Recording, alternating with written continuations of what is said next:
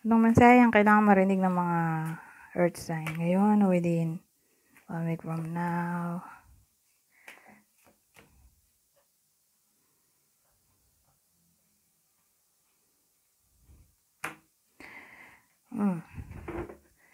So, dito may someone na umiiyak. Ito. Oh, may tower tayo. So, malamang may problema. Pero babae lang. More like nanay yung iiyak. May problema siya. Alamin natin. Ay.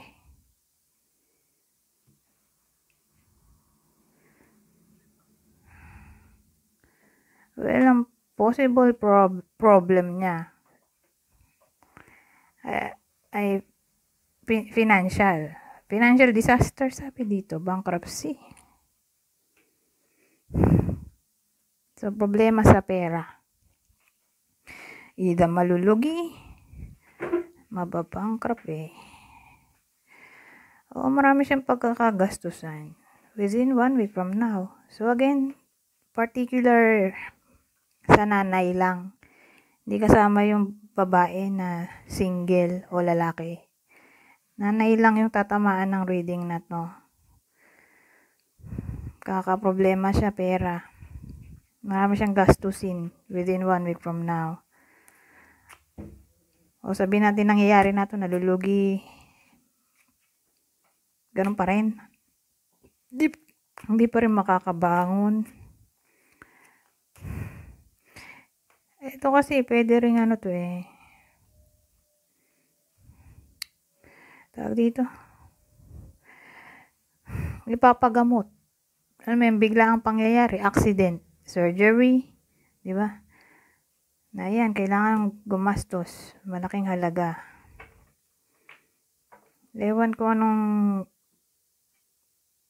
parang unexpected na maaring mangyari. So again, health problem, pwede rin. O anything na may kinalaman sa babayarin na biglaan, tapos malaking amount. Kasi 10 of Pentacles ay malaking amount. So, wala naman tayong ibang tao dyan. Kaya mag-proceed na tayo sa susunod.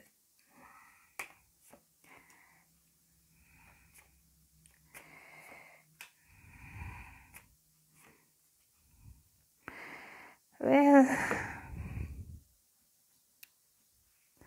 dito naman sa case na to, may manipulation tayo. Pero doktor din to, alam ko ano pag bumaliktad ang magician, magiging doktor. Kaya lang, paano ilalagay dito sa kwento yung doktor?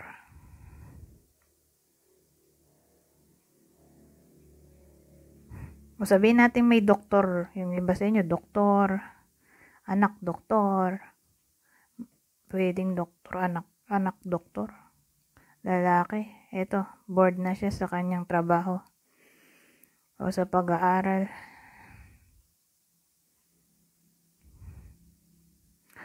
Pero kung dito doktor, kasi bumaliktad nga yung magician, sabi dito, deception o illusion. Someone sa past.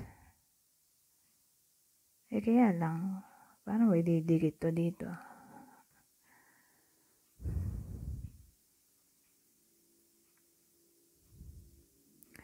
Lalaki.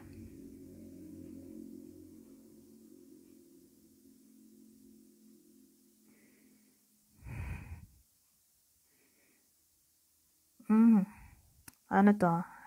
Sales talk. May someone dito magse-sales talk. Teka, basa-basa na pala to. Init kasi. Pag nag-electric fan dili pa rin yung mga cards. Ano to? More like sales talk.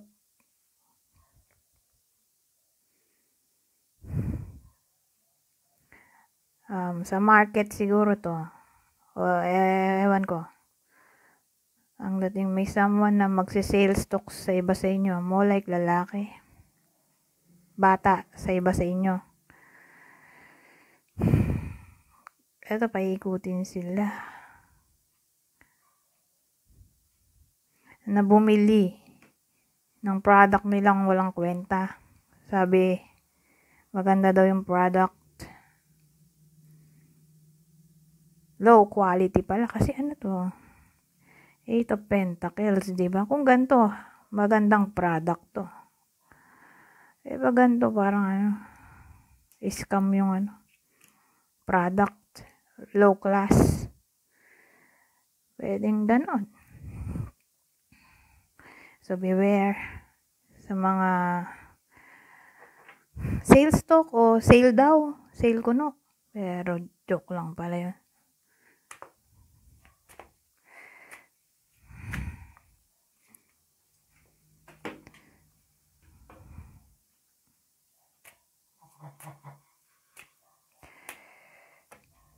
Ito, ano to? Uy, dalawa pala to. May water tayo dito.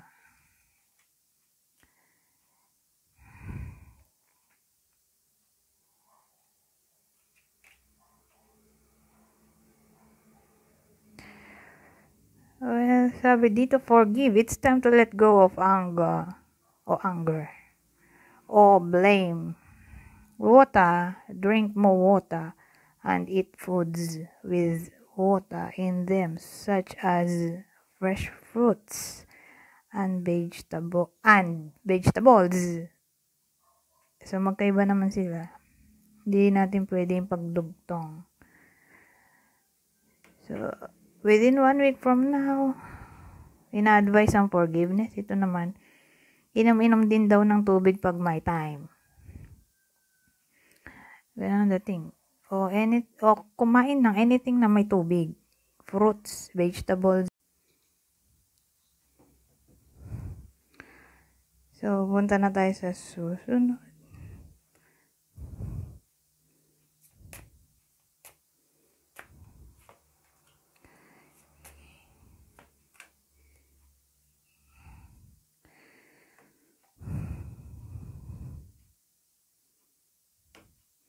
Hindi rin natin siya pwedeng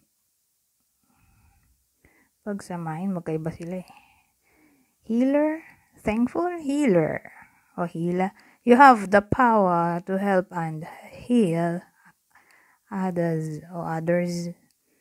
Thankful. Think about the people and things you feel grateful for. So, may kakayahan daw yung iba sa inyo na mag-heal. Kaya nga healer o magpagaling. Maraming kasing klase ng healing, di ba? Pwedeng advice, pwedeng gamot. So, ewan ko, parang gagangang loob ng iba sa inyo, ng iba. Okay? Dahil mapapagaling ng iba sa inyo sila. Then the thing. Thankful. Think about the people and things you feel grateful for.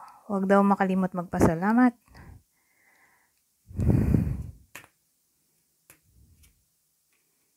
Finish what you've started.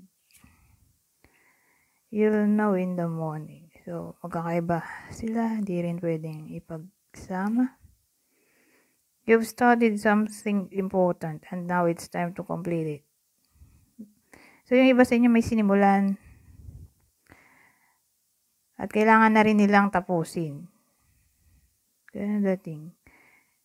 You'll know in the morning when you wake up, you'll have a better idea about what to do. Relax until then. So, kung ano man ang bumabagabag sa isip ng iba sa inyo at di nila alam kung anong sagot, maaaring malaman na nila ang sagot pagkagising nila sa umaga. Ganun dating. So, pwede rin itong decision making. Nalilito. Di alam nung gagawin. So, matulog. Sa umaga, malalaman na ang sagot.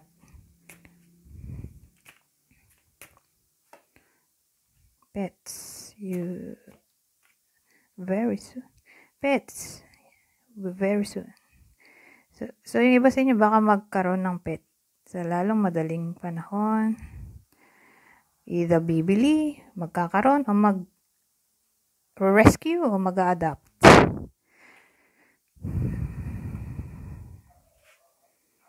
O sa lalong madaling panahon, kailangang mag-pay attention sa pet. Pwede rin. So sabi dito, pets, you love and understand animals. Pwede pay attention sa pet.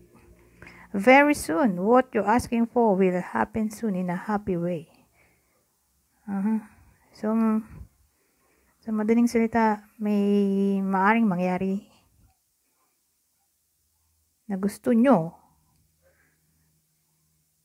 na matupad. Kung baga mangyayari to sa lalong madaling panahon, magsasaya kayo. So, ewan ko, parang wish eh. May wish na magkakatotoo para sa iba sa inyo at magsasaya sila. Anyways, hanggang dito na lang. Goodbye po now.